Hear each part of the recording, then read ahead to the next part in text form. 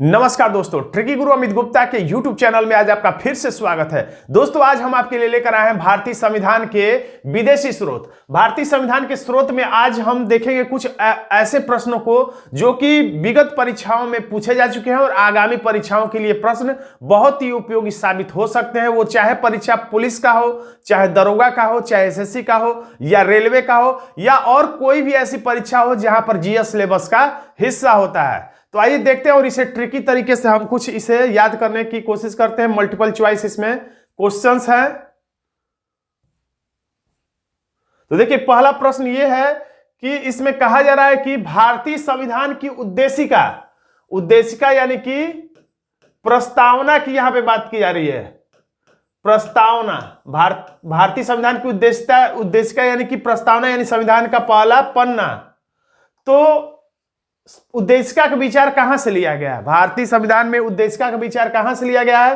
तो भारतीय संविधान में उद्देशिका का जो विचार है वो यूएसए के संविधान से लिया गया, यानी कि अमेरिका के संविधान से लिया गया है। अमेरिका के संविधान से भारतीय संविधान की उद्देशिका यानी कि भारत के संविधान में भी एक प्रस्तावना हो, उद्देशिका हो, यह विचार लिया गया है अमेरिका के संविधान से प्रेरित होकर। लेकिन जो उसमें भाषा इस्तेमाल की गई है यानी कि उद्देशिका की जो भाषा शैली है वो ऑस्ट्रेलिया के संविधान से प्रेरित है। तो दोनों बातें यहां पर, दोनों प्रश्न अलग अलग हो जाते हैं। संविधान के प्रस्तावना या उद्देशिका की भाषा पूछेगा तो आपको टिक करना पड़ेगा ऑस्ट्रेलिया को। अगर उद्देशिका कहां से लिया गया है, अगर पूछा जाए उद्देशिका का विचार कहां से आया है, तो आपको टिक करना पड़ेगा अमेरिका को। अगला प्रश्न देखेंगे। इसमें पूछ रहा है कि भारतीय संविधान, भारतीय राजनीतिक व्यवस्था में इनमें से कौन सर्वोच्च है? कौन सर्वोच्च है का मतलब सबसे बड़ा कौन है? तो विकल्प के हिसाब से हमें उत्तर देना पड़ता है। विकल्प बदला तो उत्तर भी हमारा बदल जाएगा कुछ कुछ। जैसे यहां पे सर्वोच्च न्यायालय कुछ हद तक बड़ा है, संविधान, संसद, धर्म। तो इन सभी विकल्पों को जब आप देखेंगे तो आपको समझ में आ जाएगा कि इन दिए गए विकल्पों में सबसे बड़ा कौन सा है। तो सबसे बड़ा संविधान है, क्योंकि संविधान से ही शक्ति प्राप्त करता है सर्वोच्च न्यायालय और संसद और कोई भी धर्म हो। यानी संविधान से ही सभी राजनीतिक पद पर प्रतिष्ठित व्यक्ति शक्ति प्राप्त करते हैं, इसलिए सबसे बड़ा संविधान है। लेकिन अगर इसी में किसी विकल्प में लिख देगा जनता या भारत के लोग, तो वही सबसे सर्वोच्च शक्ति किसमें केंद्रित हो जाएगी? कि भारत की जनता में, क्योंकि संविधान की प्रस्तावना के शुरुआत में ही लिखा गया है हम भारत के लोग भारत को, यानी कि भारत के लोगों ने ही अपने लिए संविधान बनाया, इसलिए भारत की जनता में ही सबसे ज्यादा शक्ति होगी। और दूसरे नंबर पर संविधान, इसका आंसर हो गया बी। अगला प्रश्न, भारत में समवर्ती सूची। आपको पता होगा कि 7वीं अनुसूची में 3 अनुसूचियों का उल्लेख है। 3 अनुसूचियां हैं 7वीं अनुसूची में, और तीनों अनुसूचियां कौन कौन सी है? तो पहली है संघ सूची, और दूसरी है राज्य सूची, और तीसरी है समवर्ती सूची। समवर्ती सूची। तो संघ सूची में जो भी, ये संघ सूची का मतलब कुछ खास नहीं, यानी कि एक लिस्ट। जैसे आपका परीक्षा में पास होने पर एक मेरिट लिस्ट निकलता है, सूची लिस्ट निकलता है, सूची का मतलब लिस्ट। तो उस लिस्ट में, जो संघ सूची वाले लिस्ट में, सूची में जो भी बातें लिखी गई है, जो भी तथ्य हैं, उस पर कानून बनाने का अधिकार भारत की संसद को है, यानी केंद्र सरकार को है। और राज्य सूची यानी कि राज्य सूची वाले लिस्ट में जो भी कुछ गिनाया गया है, उस पर कानून बनाने का अधिकार केवल राज्य सरकार का है, यानी जितने भी भारत में राज्य है। और समवर्ती सूची में जितने भी विषय कामा कर करके ऐसे गिनाए गए हैं, जितने भी सब्जेक्ट हैं, उन पर कानून संघ सरकार, केंद्र सरकार भी बना सकती है और राज्य सरकार भी बना सकती है। अगर ऐसा हो जाए कि दोनों ने ही कानून बना दिया उसी विषय पर, तो और दोनों कानून में कुछ टकराहट होती है, तो वही कानून मान लिया जाएगा जो केंद्र सरकार के द्वारा बनाया गया होगा। तो यहां पर हम फिर से प्रश्न पे आ जाते हैं। तो यहां पे लिखा है समवर्ती सूची की संकल्पना उद्धृत की गई है। तो समवर्ती सूची कहां से ली गई है? तो समवर्ती सूची ली गई ऑस्ट्रेलिया से। तो अब हम याद करने का ट्रिक क्या बनाते हैं? जब भी ऑस्ट्रेलिया आएगा, हमेशा किसी भी प्रश्न, इतिहास, भूगोल, किसी भी प्रश्न में ऑस्ट्रेलिया जब भी आए, तो हम ये ट्रे शब्द को ज्यादा हाईलाइट कर देंगे। ट्रे जिसमें चाय, पानी, बिस्किट, नमकीन वगैरह आप लेते हैं। तो चाय, बिस्किट वगैरह, बिस्किट भी मैं बना दे रहा हूं, ये नमकीन थोड़ा सा बना दे रहा हूं। तो ये सब कुछ कहां से लिया जाता है? ट्रे में। समवर्ती यानी कि सबके साथ समानता का बर्ताव। सम मतलब बराबर, बराबर बराबर लोगों में चाय बांटना है, बराबर बराबर लोगों में बिस्किट देना है, बराबर बराबर सबको नमकीन देना है। तो समवर्ती सूची, समवर्ती सूची कहां से? ऑस्ट्रेलिया से। अगर पूछा जाए केंद्र राज्य संबंध वाली व्यवस्था कहां से ली गई, तो केंद्र राज्य संबंध वाली व्यवस्था भी ऑस्ट्रेलिया से ली गई है। यानी कि ट्रे में अगर आप चाय बिस्किट पिलाते हैं तो केंद्र और राज्य में जो संबंध है वो अच्छा बनेगा। केंद्र राज्य संबंध कैसा बनेगा? अच्छा बनेगा। कैसे? ट्रे में चाय बिस्किट पिलाने से। और समवर्ती सूची भी समानता का व्यवहार कैसे आएगा? ट्रे में चाय पिलाने से। हमारा आंसर हो जाता है सी। अगला प्रश्न देखिए,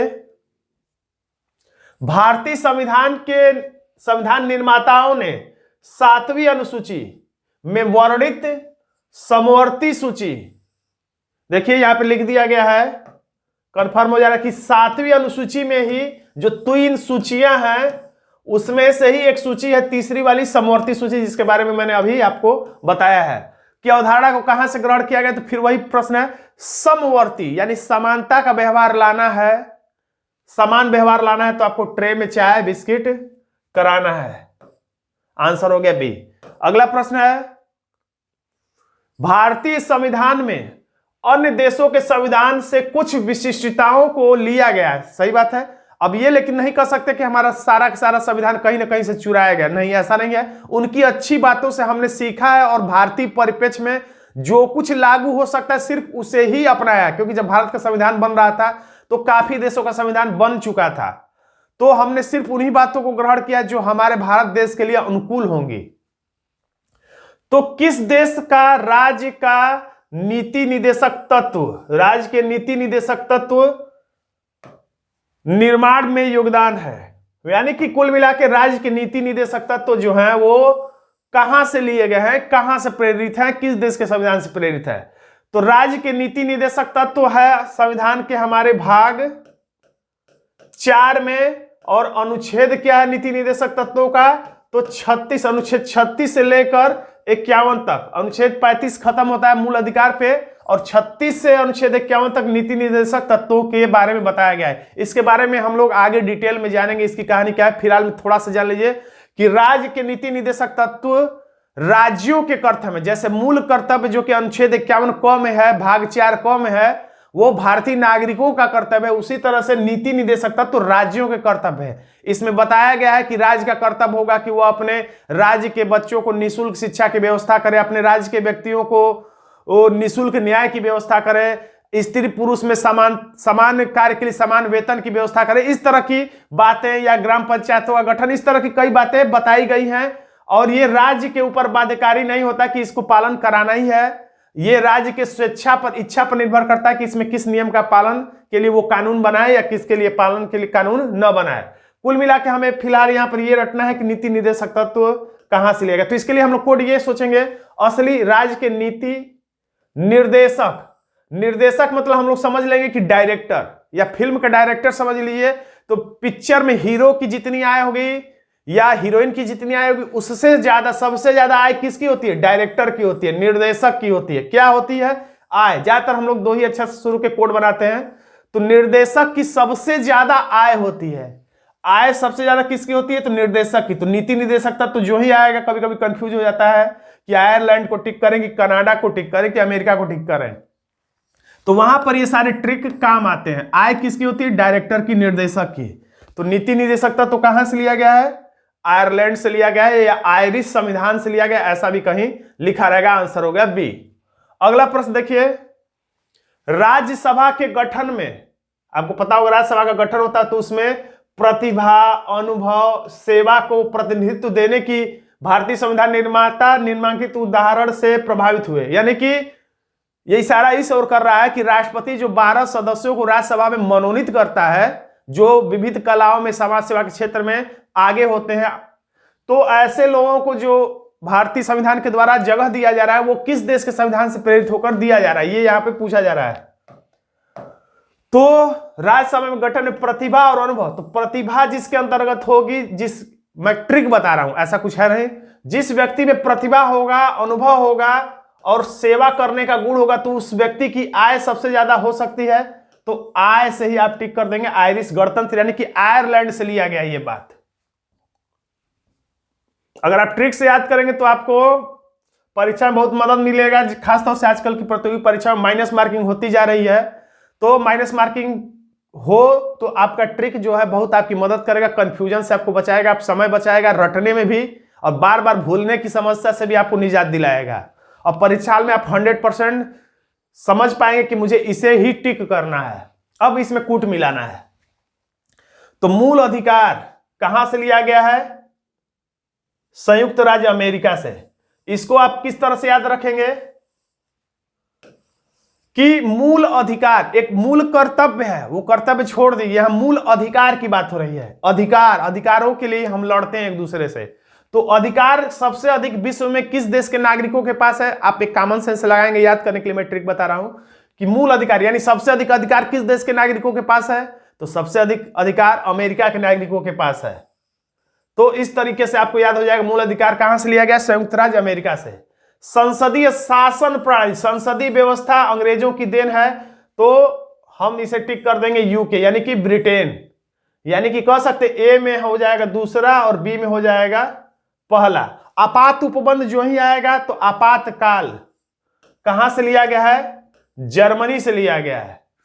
तो दो अक्षर निकालेंगे तो जर निकलेगा। जर मतलब जलना, जलना। तो जलने के समय क्या हो जाता है? आपात हो जाता है, इमरजेंसी होता है जब कोई आग लगता है या जलता है, जरना, मरना। और यानी कि ये चौथा हो गया। और राज्य के नीति निदेशक तो मैंने अभी बताया था, निदेशक की आय बहुत ज्यादा होती है यानी आय। देखिए अब आपको याद होता चला जाएगा। यानी ये हो गया तीसरा, यानी कि 2 1 4 3, 2 1 4 3, यानी कि हमारा आंसर हो जाएगा क्या? सी।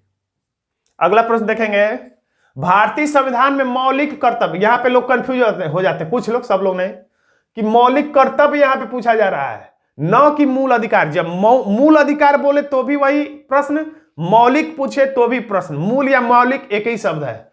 मौलिक कर्तव्य का है या मूल कर्तव्य का है, एक ही बात है। यहां पे अधिकार नहीं बल्कि कर्तव्य पूछा जा रहा है, जो कि मौलिक कर्तव्य हमारे मूल संविधान का हिस्सा नहीं था। यानी जब संविधान हमारा 26 जनवरी 1950 को लागू हुआ था तो हमारे देश के संविधान में मूल कर्तव्य नहीं था। लेकिन बाद में रूस का अनुसरण करते हुए, सोवियत संघ का अनुसरण करते हुए, क्योंकि सोवियत संघ के संविधान में मूल कर्तव्यों का उल्लेख था, तो सोवियत संघ से प्रेरित होते हुए हमारे देश के संविधान में मूल कर्तव्य डाले गए। किसके सुझाव पर? तो स्वर्ण सिंह समिति के, मैं थोड़ा सा लिख भी दे रहा हूं ताकि, तो स्वर्ण सिंह समिति के सुझाव पर मूल कर्तव्यों को जोड़ा गया था। कितने मूल कर्तव्यों को जोड़ा गया था? तो 10 मूल कर्तव्यों को जोड़ा गया था मैं यहां पे बोल रहा हूं। कब जोड़ा गया था?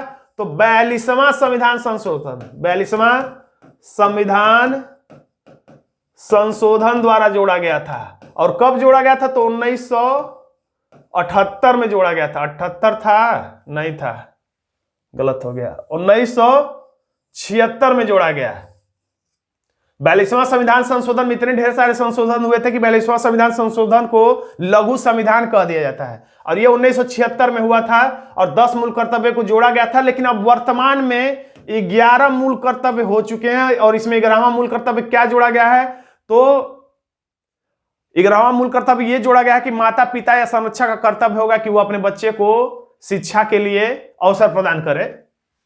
तो अब जो मूल कर्तव्य है ये विचार कहां से लिया गया था? जैसा कि मैंने बताया है कि रूस से। तो इसको कैसे ट्रिक से याद रखेंगे? तो कर्तव्य, मौलिक शब्द तो मूल अधिकार में भी रहेगा, मौलिक अधिकार में भी रहेगा, लेकिन ये कर्तव्य या अधिकार बदल जाएगा। तो कर्तव्य, कर्तव्य ऐसे लिखेंगे, आराम से लिखेंगे। तो कर, इसमें से 2 अक्षर से हम लोग कोड बनाते हैं, तो शुरू के 2 अक्षर से इसमें भी कर निकल रहा है। कर, किसी से कर मांगो, टैक्स मांगो, फीस मांगो, तो वो लोग क्या होते हैं? रूठ जाते हैं। जिससे भी आप फीस मांगेंगे, पैसा मांगे, तो वो व्यक्ति आपसे क्या होगा? अगर आपसे कोई व्यक्ति उधार लिया, अगर आप उससे उधार अपना वापस मांगेंगे तो वो क्या होगा? रूठ जाएगा। या सरकार जब जनता से टैक्स मांगती है तो जनता क्या होती है? रूठ जाती है, उसे चुनाव में हरा देती है। तो कर जो ही आया कर्तव्य, मूल कर्तव्य कहां से लिया गया? कर मांगने से लोग रूठ जाते हैं। हमारा आंसर हो गया सी, आंसर देख सकते हैं। अगला प्रश्न है, यह कथन और कार्ड से संबंधित प्रश्न है। भारत का संविधान भारत का संविधान सबसे अधिक लंबा हो, लंबा का मतलब ये लंबाई नहीं, लंबाई का मतलब ढेर सारे शब्द हैं, कई ढेर सारे पन्ने हैं, इस रूप में लंबा है, यानी बहुत विस्तृत है। भारत का संविधान बहुत विस्तृत है, यह बिल्कुल कथन सही है। दूसरा, मौलिक अधिकारों का अध्याय अमेरिका के संविधान से लिया गया है, तो बिल्कुल सही। अभी हमने देखा था मौलिक अधिकार, हमने कोड क्या बनाया था, तो अधिकार विश्व में सबसे अधिक अधिकार किस देश के नागरिकों के पास है, तो अमेरिका के नागरिकों के पास।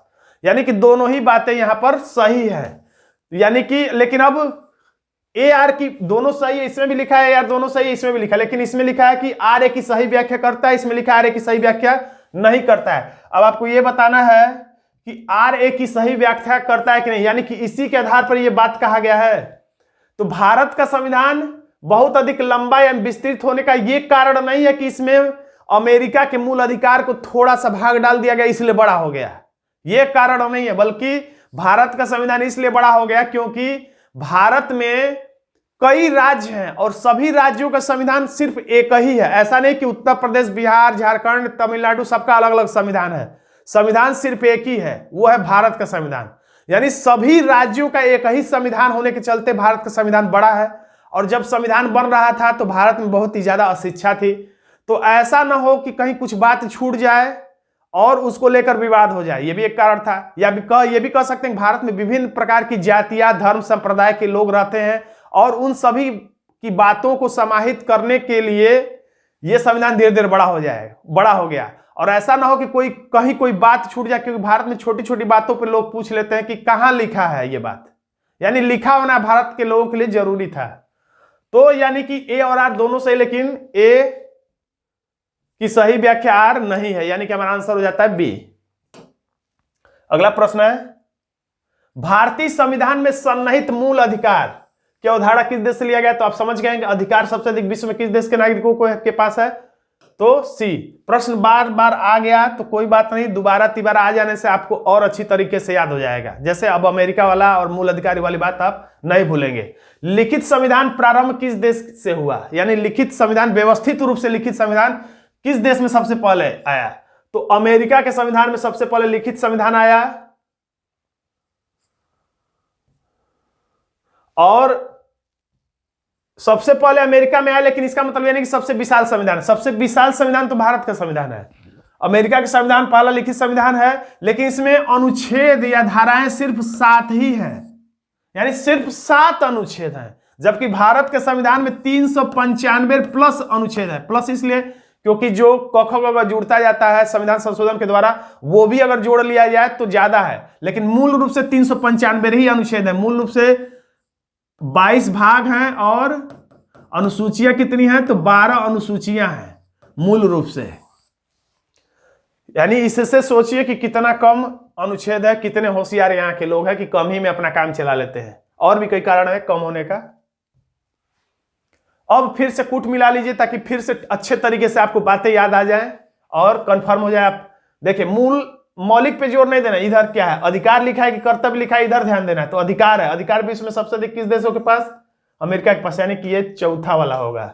राज्य के नीति निर्देशक, तो निर्देशक या डायरेक्टर की आय सबसे अधिक होती है, यानी कि ये इसका हो गया ये, यानी कि इसके सामने हो जाएगा 3। अब मंत्रिमंडलीय सरकार, मंत्रिमंडलीय सरकार तो ये अंग्रेज हम लोगों को सिखाकर चले गए, तो ये एक है। और केंद्र राज्य संबंध, तो यहां पर कनाडा लिखा हुआ है, लेकिन अगर कनाडा विकल्प में नहीं रहता है तो आप ऑस्ट्रेलिया को भी ठीक कर सकते हैं। केंद्र राज्य में संबंध कैसे अच्छा बनेगा, जब ट्रे में आप चाय बिस्किट खिलाएंगे, यानी यहां पे संघात्मक शासन की तरफ इशारा करते हुए प्रश्न को पूछा जा रहा है। यानी कि यहां पे हो गया 2, यानी कि 4 3 1 2, तो 4 4 4 3 1 2 विकल्प डी में है, आंसर हो गया डी। अगला प्रश्न फिर से कूट मिलाइए, तो देखिए लिखा है राज्य के नीति निर्देशक, जो ही निर्देशक आया तो निर्देशक की आय ज्यादा होती है, यानी कि इसका हो गया 3, यानी इसके आगे लिख दीजिए 3। याद रखिए इधर 4 ही है, इधर 5 है, यानी एक से कोई मतलब नहीं, एक इसमें फालतू में है। मूल अधिकार, तो सबसे अधिक अधिकार किसके पास है, अमेरिका के पास, अमेरिका के नागरिकों के पास, तो यहां पे लिख दीजिए 5। या ये भी कोड बना सकते हैं, सबसे अधिक अधिकार किसके पास होता है, तो अमेरिका का कोड आप अमीर भी बना सकते हैं, सबसे अधिक अधिकार अमीरों के पास होता है, तो यानी इसके आगे 5 लिख दीजिए। संघ राज्य के संबंध में समवर्ती सूची, तो सम यानी कि समान, समान रूप से व्यवहार कैसे बनता है? जब चाय, ब्रेड, बिस्किट, नमकीन खाते हैं, यानी इसके आगे लिख देंगे ए। एक, भारत राज्यों का संघ तथा संघ में अधिक शक्ति है। संघ में अधिक शक्ति है यानी संघात्मक राज्य की तरफ इशारा कर रहा है, और ये हो गया कनाडा, यानी कि 2। यानी कि हमारा आंसर हो जाएगा 3, 5, 1, 2। 3, 5, 1, 2 किस में है? तो 3, 5, 1, 2 है विकल्प डी में। हमारा आंसर हो जाएगा डी। अगला प्रश्न देखिए, इसमें लिखा हुआ है भारत की संघात्मक व्यवस्था निम्न में से किस देश से संबंधित है? तो देखिए, केंद्र राज्य संबंध या संघात्मक, संघ, यूनिटी, संघ में शक्ति होती है। तो संघ में शक्ति कैसे आएगी? जब संघ के सभी लोगों को आप क्या खिलाएंगे? कन्ना खिलाएंगे। कन्ना पता नहीं सब लोग जानते होंगे कि नहीं? कन्ना होता है जिसको कहा जाता है स्वीट पोटैटो, यानी मीठा आलू। मीठा आलू गांव के लोग जानते होंगे, कन्ना कहा जाता है, स्वीट पोटैटो कहा जाता है। आप इसका कोड अगर आपको नहीं पता तो कुछ और बना लीजिएगा। संघात्मक, संघ कैसे बनेगा? यूनिटी कैसे बनेगा? संघ कैसे बनेगा? संगठन में शक्ति होती है, जब संगठन के सभी लोगों को क्या आप खिलाएंगे? कन्ना खिलाएंगे। यानी संघात्मक शब्द जो ही आया तो आपको टिक करना है कनाडा को। अगला प्रश्न है, निम्नलिखित में से कौन सा लक्षण भारतीय परिसंघ और अमेरिकी परिसंघ में समान रूप से पाया जाता है? भारत में भी संघात्मक व्यवस्था और अमेरिका में भी संघात्मक व्यवस्था है, लेकिन दोनों में काफी अंतर है। तो पूछ रहा है कि दोनों में क्या समान रूप से, यानी कि दोनों में क्या समानता है? तो एक ही नागरिकता नहीं, क्योंकि अमेरिका में दोहरी नागरिकता दी जाती है, जो कि संघात्मक का मूल लक्षण है। लेकिन भारत संघात्मक देश होते हुए भी एकहरी नागरिकता का प्रावधान किया, क्योंकि यह एकता पर बल देता है। संविधान की 3 सूचियां भारत के संविधान में तो है, लेकिन अमेरिका के संविधान में है कि नहीं है, इसके बारे में हम आगे देखते हैं, इसे कंफ्यूज में रखते हैं। और देखिए विकल्प क्या है? न्यायपालिका की द्वैधता। न्यायपालिका की द्वैधता दोनों में कॉमन नहीं है। भारतीय संविधान के निर्वचन के लिए परिसंघीय उच्च न्यायालय, तो इसलिए हमारा आंसर हो जाएगा क्या? तो हमारा आंसर हो जाएगा डी, यानी सिर्फ डी ही ऐसा है, यानी संविधान के निर्वचन के लिए, यानी संविधान की व्याख्या के लिए उच्चतम न्यायालय वाली जो व्यवस्था है भारत में भी है और उसी तरह से अमेरिका में भी है। यानी संविधान की व्याख्या का अधिकार दिया गया है एक बड़े न्यायालय यानी उच्चतम न्यायालय को। अब बाकी सब जो बातें हैं वो दोनों देशों के संविधान में नहीं है। अगला प्रश्न देखिए, भारतीय संविधान में राज्यों का संघ की संकल्पना को प्राप्त किया गया है। कहां से? तो अमेरिका के संविधान में राज्यों का संघ नहीं कहा गया। यहां पे ऑस्ट्रेलिया के संविधान में, यहां पर भी नहीं। ब्रिटिश नॉर्थ अमेरिका अधिनियम, ब्रिटिश नॉर्थ अमेरिका अधिनियम, यानी कि यहां पे कहा जाना चाह रहा है कनाडा। और मैंने बताया था कि जो ही कहे संघ, संघ में शक्ति होती है। संघ में शक्ति लेकिन कैसे आती है? जब संघ के सभी सदस्यों को कन्ना खिलाएंगे, स्वीट पोटैटो खिलाकर खुश करेंगे। हमारा आंसर हो जाता है सी। अगला प्रश्न बहुत ही चर्चित इंपॉर्टेंट है कि न्यायिक पुनराविलोकन की व्यवस्था कहां से ली गई? तो न्यायिक पुनराविलोकन का मतलब क्या होता है? तो नाम ही से पता चला, न्यायिक पुनराविलोकन यानी पुनः अवलोकन। तो सर्वोच्च न्यायालय के पास ऐसी शक्ति है कि वह अपने ही दिए गए आदेश को पुनः अवलोकन कर सकती है। एक तो मतलब ये हो गया, और एक मतलब ये भी हो गया कि संसद द्वारा बनाए गए किसी कानून को वो 0 शून्य घोषित कर सकती है अगर वह संविधान की मूल भावना के खिलाफ है। यानी कि वो पुनः अवलोकन करके उसने बताया कि संविधान की मूल भावना के खिलाफ है। और यह कहां से लिया गया है? तो यह दोनों देशों के संविधान में है, भारत के संविधान में भी है और अमेरिका के भी संविधान में, और किसी भी देश के संविधान में ऐसी व्यवस्था नहीं है। ये एक अनोखी व्यवस्था है। अगला प्रश्न है, भारतीय संघवाद किस देश की पद्धति पर आधारित है? तो मैंने अभी बताया था, जो ही शब्द आ जाए संघ, संघ, संघ में शक्ति होती है, लेकिन कैसे? कन्ना खिला के। कहां गया कन्ना? यहां पर है कन्ना। 2 अक्षर से हम लोग कोड ज्यादातर बनाते हैं। हमारा आंसर हो जाएगा बी। अगला प्रश्न है, भारतीय संसदीय प्रणाली ब्रिटिश संसदीय प्रणाली से इस बात से भिन्न है। यानी कुल मिला के भारत की जो संसदीय प्रणाली है वो ब्रिटिश की संसदीय प्रणाली से काफी हद तक मिलती जुलती है। लेकिन कह रहा है कि भिन्नता, लेकिन इस बात में भिन्न है कि, यानी कि भिन्नता क्या है, लेकिन यानी कुछ भिन्नता है, वो भिन्नता क्या है? पहला है वास्तविक और नाम मात्र दोनों प्रकार की कार्यपालिका, तो सही है, दोनों ही देशों में ये तो है, यानी ये भिन्नता नहीं है, क्योंकि वास्तविक और नाम मात्र की प्रधान वाली व्यवस्था दोनों ही देशों में है। ब्रिटेन में वहां की महारानी और प्रधानमंत्री, और भारत में भारत के राष्ट्रपति और प्रधानमंत्री। राष्ट्रपति जो है नाम मात्र के देश के प्रधान है, लेकिन वास्तविक शक्ति किसमें केंद्रित होती है? तो प्रधानमंत्री में केंद्रित होती है, या कह सकते हैं मंत्रिपरिषद में केंद्रित होती है। तो ये कॉमन नहीं है दोनों में। पूछ रहा कि क्या भिन्नता है जो दोनों देशों में नहीं है? ये भिन्नता नहीं है, ये दोनों ही देशों में है। ये पूछ रहा है कौन सी ऐसी व्यवस्था है जो केवल एक ही देश में हो? सामूहिक उत्तरदायित्व, तो ये भी दोनों देशों में है, ये भी हमारा आंसर नहीं होगा। द्विसदनीय विधायिका, ये भी दोनों देशों में, ये भी हमारा आंसर नहीं होगा। न्यायिक पुनराविलोकन, तो यही भिन्नता है, क्योंकि अमेरिका के संविधान में और भारत के संविधान में न्यायिक पुनराविलोकन है, यानी कह सकते हैं कि भारत के संविधान में तो न्यायिक पुनराविलोकन है, लेकिन ब्रिटिश संसदीय प्रणाली में न्यायिक पुनराविलोकन की व्यवस्था नहीं है। वहां पर संसद ने जो कह दिया, जैसे भारत में अगर संसद ने कोई कानून बनाया तो सर्वोच्च न्यायालय उसको शून्य घोषित कर सकती है संविधान के मूल भावना के खिलाफ मानकर, लेकिन ब्रिटेन में संसद ने अगर दिन को रात कह दिया तो कोई उसको काट नहीं सकता है। बस कहा जाता है ब्रिटिश संसद के बारे में कि ब्रिटिश संसद सिर्फ लड़के को लड़की और लड़की को लड़का नहीं बना सकता है, बाकी सब कुछ कर सकता है। यानी हमारा आंसर हो जाएगा डी। अब देखिए अगला प्रश्न इसमें क्या है? भारत में न्यायिक पुनरीक्षण की संकल्पना निम्नांकित देश से संविधान से लिया, यानी कि वही प्रश्न न्यायिक पुनरीक्षण या न्यायिक पुनराविलोकन कहां से लिया गया है? तो अमेरिका, याद रखिएगा, संयुक्त राज्य अमेरिका। फिर इसको अमीरों से जोड़ सकते हैं, न्याय को पुनः देख सकते हैं, न्याय के द्वारा हर चीज को शून्य घोषित कर सकते हैं अमीर लोग न्याय को भी दोबारा देख सकते हैं, यानी कि हमारा आंसर हो जाएगा बी। अमेरिका में न्यायपालिका शक्तिशाली है, ब्रिटेन में संसद शक्तिशाली है, भारत में कोई शक्तिशाली नहीं और सब शक्तिशाली है, संसद भी न्यायपालिका भी, दोनों अपने अपने जगह पर। अब प्रश्न सत्य क्या है? सत्यता बताइए। संयुक्त राज्य अमेरिका में सरकार की संघीय प्रणाली है, हाँ है। भारत में सरकार की संघीय और एकात्मक दोनों की प्रणाली है, तो कहने के लिए तो ठीक है, भारत कहने को तो संघात्मक है, लेकिन उसके कुछ लक्षण ऐसे हैं जो एकात्मकता की ओर इशारा करते हैं, जैसे राष्ट्रपति वाली व्यवस्था, राज्यपाल वाली व्यवस्था, यानी भारत में जो राज्यों में राज्यपाल नियुक्त किए जाते हैं वो एक एकात्मक लक्षण की तरफ इशारा करते हैं।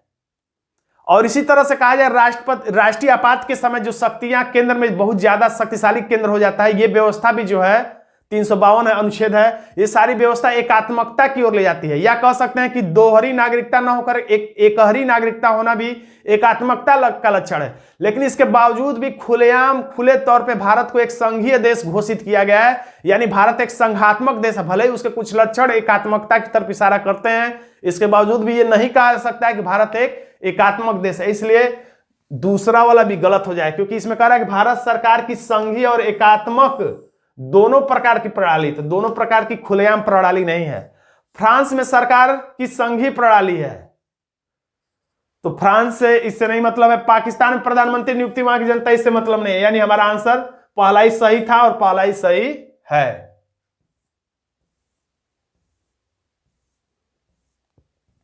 अगला प्रश्न है संविधान द्वारा स्थापित मौलिक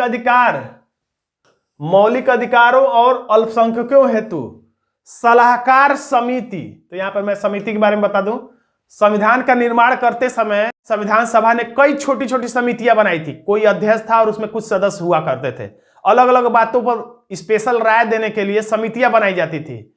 उनमें से एक समिति थी मौलिक अधिकारों और अल्पसंख्यकों के लिए सलाहकार समिति। तो उसके अध्यक्ष कौन थे ये पूछा जा रहा है, तो इसमें हमारा आंसर हो जाएगा सरदार पटेल, यानी सरदार वल्लभ भाई पटेल इसके अध्यक्ष थे। मूल अधिकार समिति के अध्यक्ष कौन थे? तो सरदार वल्लभ भाई पटेल थे, हमारा आंसर हो जाता है बी। उसी तरह से एक और फिर से पूछा जा रहा है कि बी.आर. अम्बेडकर की अध्यक्षता में संविधान सभा की प्रारूप समिति, ये एक और समिति थी, कई समितियां बनाई गई थी संविधान सभा के द्वारा, तो उसमें एक चर्चित समिति है प्रारूप समिति। ड्राफ्टिंग कमेटी में कितने सदस्य थे? तो भीमराव अंबेडकर को लेकर ड्राफ्टिंग कमेटी में 7 सदस्य थे।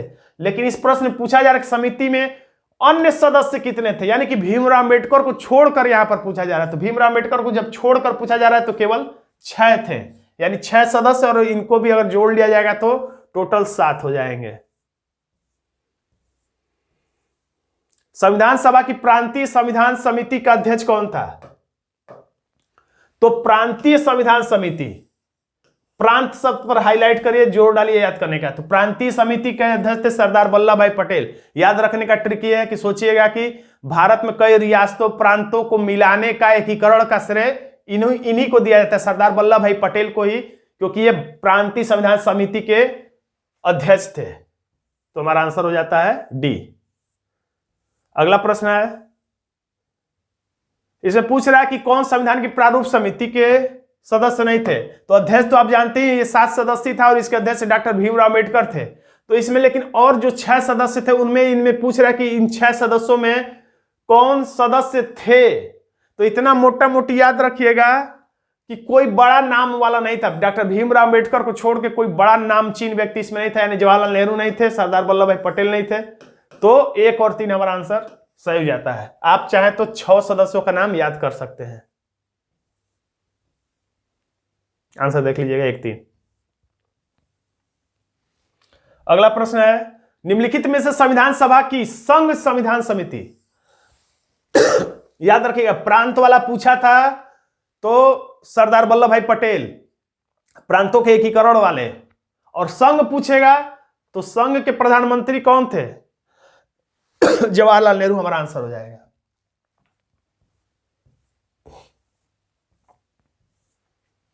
तो दोस्तों आज का यह वीडियो आपको कैसा लगा कमेंट बॉक्स में जरूर लिखिएगा। वीडियो अच्छा लगा तो वीडियो को लाइक कर दीजिएगा, इसे अपने दोस्तों में शेयर कर दीजिएगा, और अभी तक आपने हमारे चैनल को सब्सक्राइब नहीं किया तो सब्सक्राइब भी जरूर कर लीजिएगा, क्योंकि आगे भी इसी तरह के वीडियो आपको समय समय पर मिलते रहेंगे। धन्यवाद दोस्तों।